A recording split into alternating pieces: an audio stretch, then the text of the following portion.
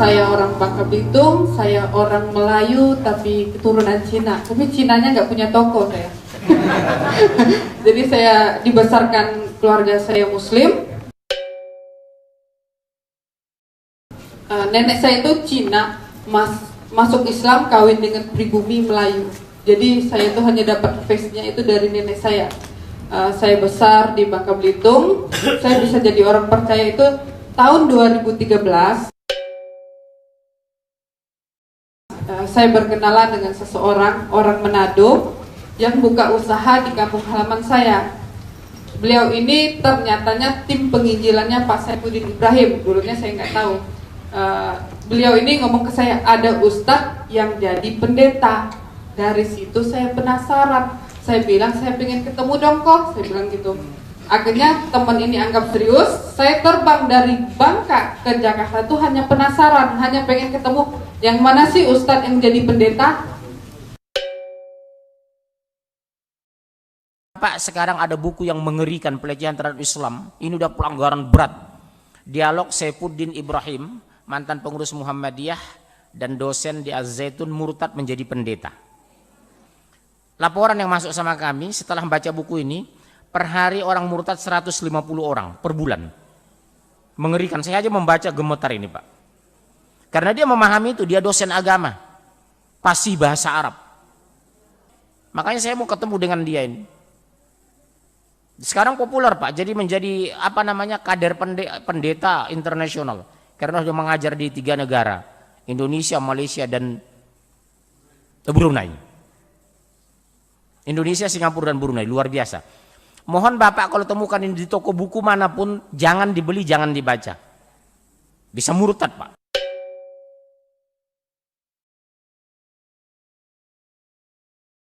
Saya yakin banyak orang Islam lainnya juga penasaran, ya, karena sangat langka. Sangat jarang sekali ada seorang ustadz benaran bisa murtad, meninggalkan Islam, bahkan menjadi pendeta. Sampai di Jakarta, temu di satu mall di Jakarta, langsung saya itu diinjilin. Jadi Pak Saifuddin Ibrahim tuh kalau ketemu Muslim seperti saya itu langsung injil. Dia pokoknya Muslim nginjil. Dia pokoknya hidupnya hanya untuk penginjilan. Langsung saya diinjilin, saya tertarik untuk belajar Kristen Islam, baru tertarik. Saya ikut seminar pelayanan beliau, akhirnya 1,5 bulan saya memutuskan untuk hijrah, pindah jadi pengikut Kristus. Alasan saya jadi hijrah itu pertama, di dalam Kristen itu ada keselamatan. Sedangkan di agama saya dulu tuh masih mudah-mudahan. Satu hal dulu, tidak benar, saya ulangi, tidak benar bahwa Nabi Muhammad sudah dapat jaminan sorga. Nah, sorga itu hak prerogatif Allah. Buat kita kiai sebesar apapun, setaat apapun, jangan pastikan bahwa dia masuk sorga. Pasti Ibu sudah tahu kan.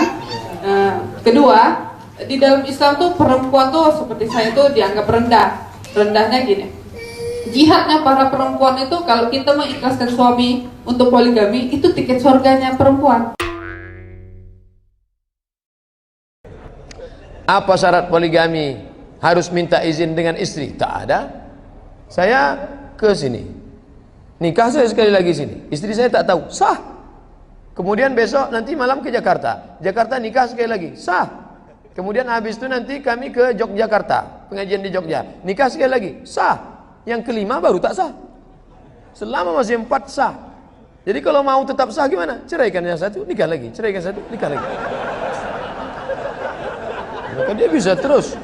Itu namanya unlimited edition. Kalau laki-laki masuk surga dikasih bidadari 7 orang, bagaimana dengan wanita? Apakah dapat 7 pangeran? Wanita yang terlintas di pikirannya ingin dapat 7 pangeran tak masuk surga. Kalau ada ibu berpikir akan masuk surga lalu punya suami 7, itu dijamin tak masuk surga. Kenapa laki-laki selalu disebut punya banyak bidadari? Beda laki-laki dengan perempuan. Laki-laki itu poli, sedangkan perempuan itu mono. Mono itu artinya satu, sedangkan laki-laki itu poli. Poliklinik, banyak klinik. Politeknik, banyak teknik. Poligami.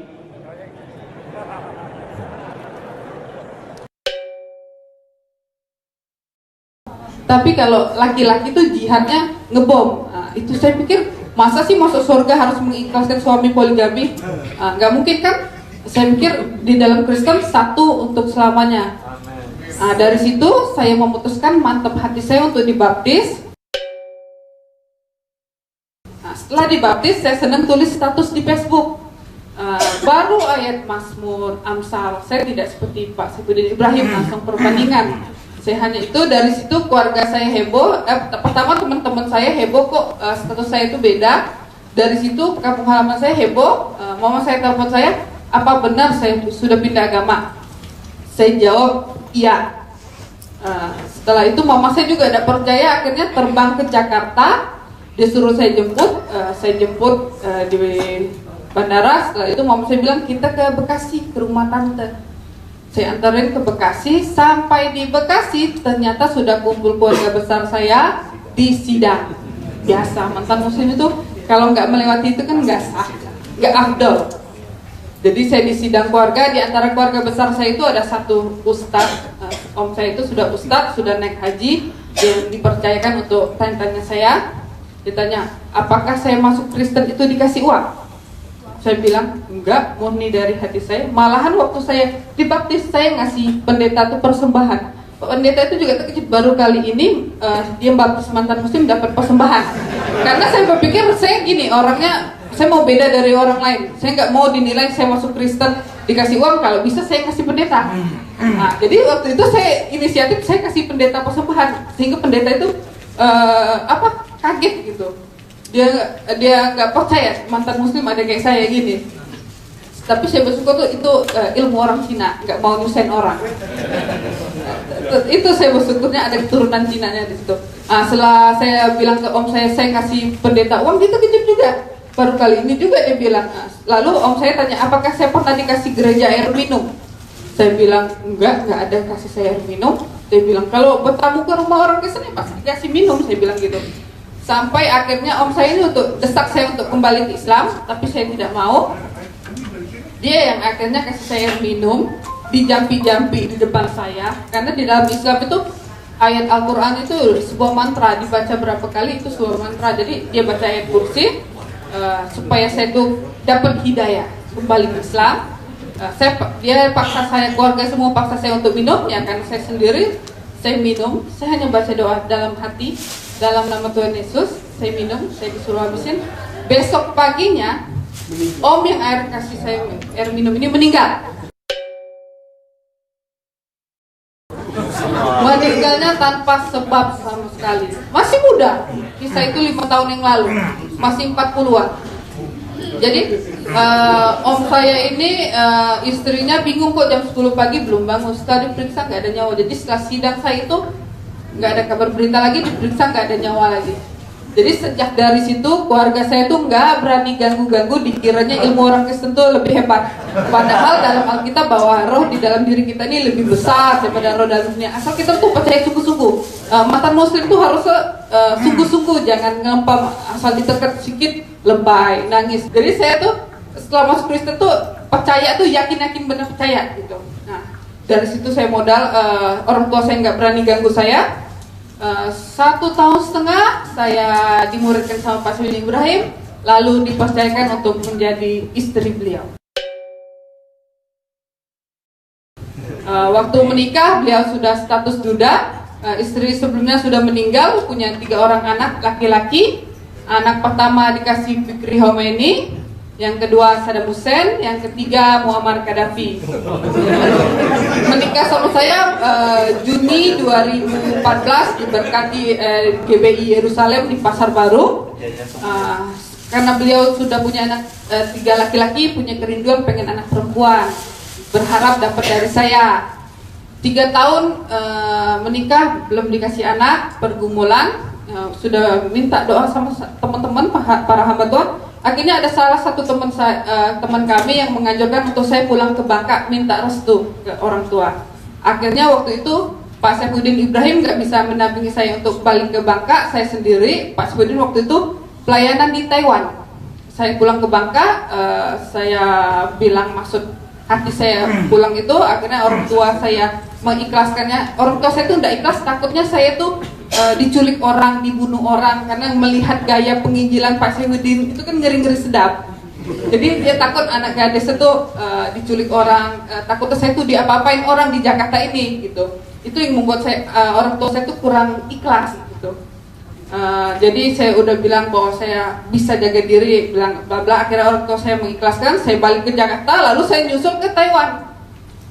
Waktu saya nyusul ke Taiwan itu dijemput oleh salah satu teman Pak Saifuddin Ibrahim, karena Pak Saifuddin lagi pelayanan. Lalu di sepanjang perjalanan itu teman yang tanya lagi, sudah berapa tahun nikah? Tanya, udah punya anak belum? Saya bilang belum. Memang pergumulan kami. Lalu saya bilang memang kami kerinduan pengen punya anak. Lalu beliau bilang ini, oh di Taiwan ada dokter kandungan yang bagus. Dia bilang besok saya anterin. Ya udah, saya bilang oke, saya bilang gitu. Saya coba untuk program anak di Taiwan. Besok paginya kami datang ke dokter kandungan di Taiwan, diperiksa. Ternyata puji Tuhan sudah 7 minggu hamil. Memang harus pulang dulu ke Bangka supaya punya anak. Memang kita bilang harus menghormati orang tua walaupun sudah beda agama kan. Jadi puji Tuhan setelah saya tahu hamil, Pak Saifuddin Ibrahim bilang saya nggak usah dampingin lagi karena pengen anak ini. Saya disuruh jaga kehamilan. Waktu bulan kelima itu dokter di Indonesia bilang bahwa anak kami ini laki-laki, sudah kelihatan monasnya, jangan berharap lagi berubah. Saya tahu Pak Saifuddin itu agak lesu sedikit, tapi dia pura-pura menyenangkan saya. Tapi saya nggak nyerah, karena bagi Tuhan tidak ada yang mustahil. Jalan 8 bulan hamil, saya harus menghadapi kasus Pak Saifuddin Ibrahim ditangkap di rumah. Waktu itu saya buka pintu, posisi lagi hamil 8 bulan. Polisi datang ke rumah jam 9 malam, tepat tanggal 5 Desember 2017. Rasanya gimana Ibu? Aduh, ditangkap polisi, digiring waktu malam itu juga, dibawa ke Polda Metro Jaya. Besok paginya saya mendampingin beliau untuk di BAP. Saya datang sekitar sampai jam 10. Pas agak siang itu tengah hari, tiba-tiba di ruangan BAP itu datang seorang jenderal bintang 2 di ruangan BAP itu. Saya disuruh keluar.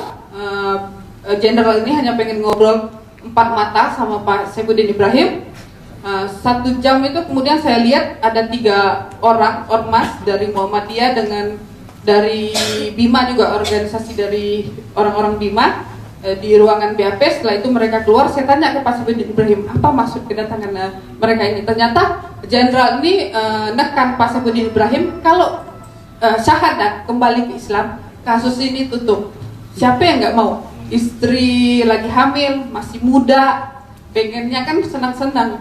Tapi Pak Saifuddin Ibrahim sudah tahu kebenaran, kami sudah tahu resikonya. Beliau pun penginjilan gaya seperti itu dia sudah siap.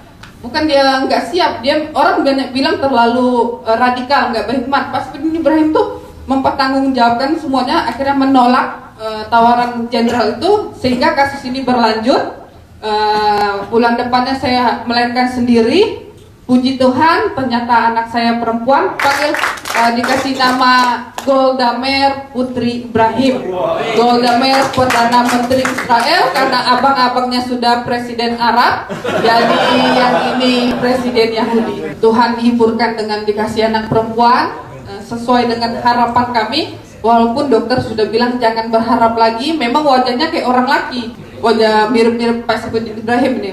Setelah saya melahirkan, saya harus menghadapi sidang 14 kali sidang. Setiap sidang itu selalu ramai FPI, Pak Saifuddin tadi bilang.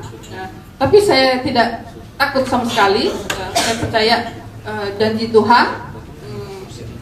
Tapi di sidang keberapa itu ada saksi ahli agama. Jadi hakim memperbolehkan Pak Saifuddin Ibrahim untuk bertanya ke saksi lawan.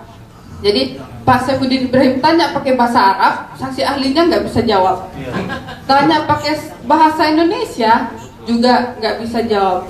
Jadi sebenarnya kasus kemarin itu memang agak dibuat-buat sedikit, banyak keganjalan lah. Tapi memang mereka itu sebenarnya bukan benci sama Pak Saifuddin Ibrahim, benci sama Injil. Karena mereka tahu Pak Saifuddin Ibrahim ini banyak memutarkan orang. Jadi dengan ditangkapnya Pak Saifuddin Ibrahim ini kan tangkapan ikan besar, supaya Injil ini nggak bisa disebarluaskan, sehingga vonisnya ini 4 tahun, cukup tinggi.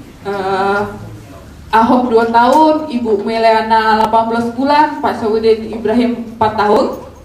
Tapi saya tetap bersyukur, Tuhan itu baik. Saya percaya Allah turut bekerja untuk mendatangkan kebaikan, sehingga kalau nggak ada kejadian seperti itu, saya nggak bisa nulis buku.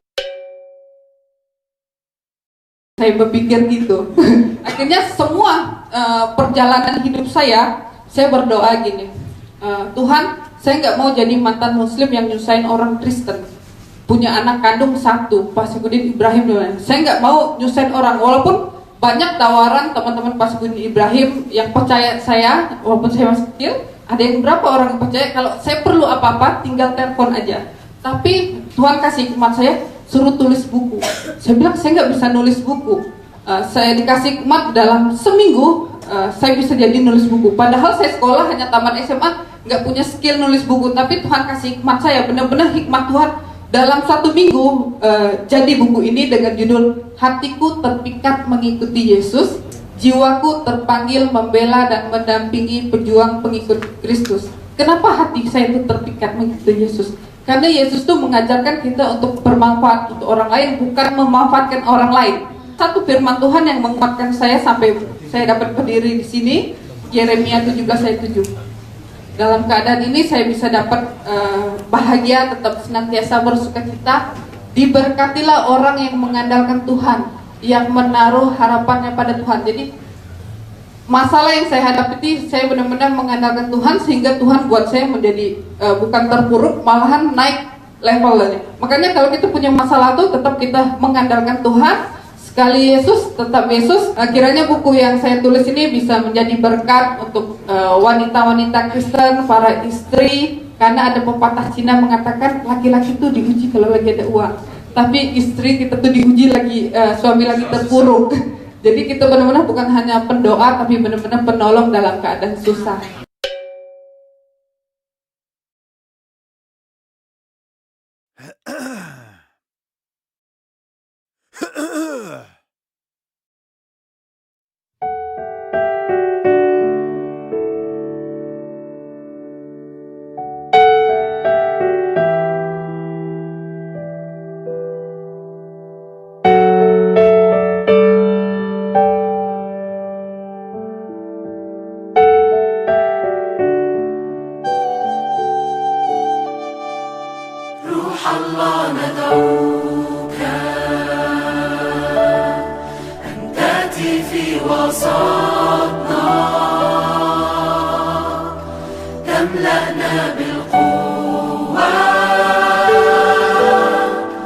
تحيا فينا الآن